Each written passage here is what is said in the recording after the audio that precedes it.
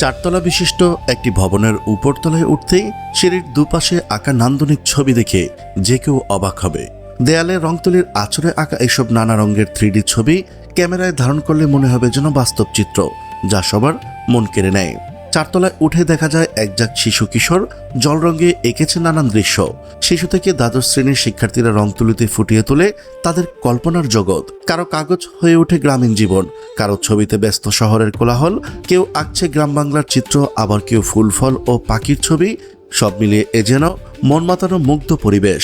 এই পরিবেশ সৃষ্টির কারিগর ব্রাহ্মণবাড়িয়া শহরের কাজীপাড়ার চিত্রশিল্পী মকবুল হোসেন সজীব। ছাত্র জীবন থেকেই রং তুলির আঁচড়ে সমাজের চিত্র তুলে ধরা ছিল তার নেশা।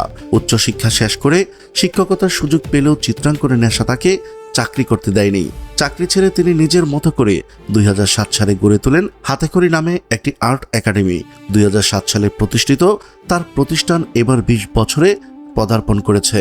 এর মধ্যে এই প্রতিষ্ঠান থেকে আর্ট শিখে অনেকে জাতীয় পর্যায়ে পুরস্কৃত হয়েছেন। তাদের মধ্যে অনেকে আবার এখানে নতুনদের আর্ট শেখাচ্ছেন। বর্তমানে তার আর্ট একাডেমিতে 2 জন স্বর্ণপদক প্রাপ্ত প্রশিক্ষক সহ 5 জন প্রশিক্ষক ও অর্ধশতাধিক শিক্ষার্থী রয়েছে। যে কাজীপাড়া একসময় ছিল আতঙ্কের নাম, আজ সেখানে গড়ে উঠেছে সম্ভাবনার এক সৃজনশীলতার উজ্জ্বল দৃষ্টান্ত। হাতেখড়ি আর্ট একাডেমি শুধু একটি প্রশিক্ষণ কেন্দ্র নয়, এটি হয়ে উঠেছে শিশু কিশোরদের স্বপ্ন দেখার এক নিরাপদ আশ্রয়। আমি ভাবনা মনে কলেজে পড়ি, পড়াশোনা করি। আজকে আমি দীর্ঘদিন ধরে এখানে আছি, শিখে অনেক ভালো লাগছে, ডেভেলপ হয়েছি, আরো শিখতে চাই, অনেক কিছু করতে চাই।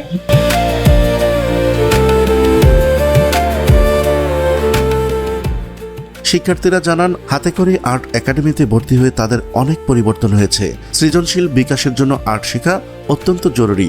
আর্ট শিখে ভবিষ্যতে বড় কিছু হতে চায় তারা। অভিভাবকদের কাছেও এই প্রতিষ্ঠান হয়ে উঠেছে আস্থার জায়গা।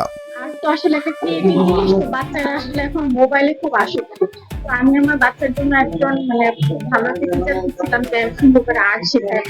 তো আমি এখানে আসলাম, এসে দেখি যে ইন্টারেস্টিং ঘটনা।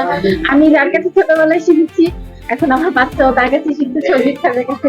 তাদের বিশ্বাস, এমন উদ্যোগ শিশুদের মোবাইল আসক্তি থেকে দূরে রেখে সুস্থ মানসিক বিকাশে গুরুত্বপূর্ণ ভূমিকা রাখছে এবং ভবিষ্যতের জন্য একটি ইতিবাচক ভিত্তি তৈরি করছে। প্রতিষ্ঠাতা মকবুল হোসেন সজীবের ভাষায়, এই উদ্যোগের মূল লক্ষ্য ব্যবসা নয়, বরং এটি সৃজনশীল ও মানবিক প্রজন্ম গড়ে তোলা। আর এই চিন্তা করেও আমরা করি নাই আসলে।